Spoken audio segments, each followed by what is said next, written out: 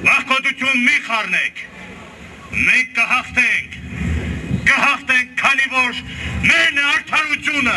Թշնամին արթուն է, արթուն կացեք և դուք, կորովի տիկնայք հայոց աշխարի, զենքի ձեղի, կանգնեք ձեր քաջազունայրերի կողքին, քանզի կռվի մեջ առյուծն առյուծ է,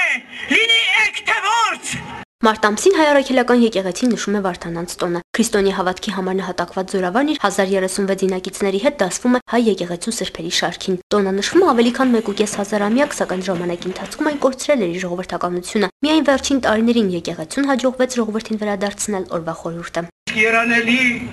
մեր նահատակ զմունություն աննորինացն խափանեցին և հաղթող կտան։ Այս տարի տոնն արդեն 3-րդ անգամ մեծ հանդիսավորությամբ նշվեց Գյումրիում։ Տոնակատարությանը մասնակցում են ռազմաուսումնական հաստատությունների սաները, ինչպես նաև Գյումրիում տեղակայված ռուսական կայազորը։ Мы сегодня разделяем вашу гордость и вашу радость, ибо служа на этой земле, нельзя служить хуже, чем воины Варданова Микояна. Дружба русско-армянского народа имеет вековую историю.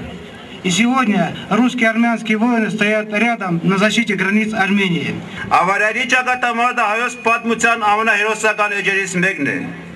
Այն ճակատամարտը հանուն հավատի,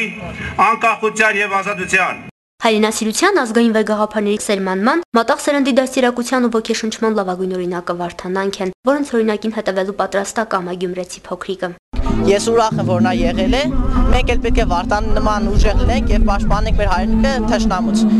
Ճիշտ է, հայերից ոմանք զոհվեցին, բայց պարսիկները ավելի շատ են եւ նրանցից ավելի շատերն են զոհվել, քան հայերից։ Նաեւ այդ քաջերի մեջ ես հպարտ եմ, որ իմ հայրն է կա, նա զոհվել է Ղարաբաղում հանուն հայրենիքի, ես դրանում հպարտ եմ միայն։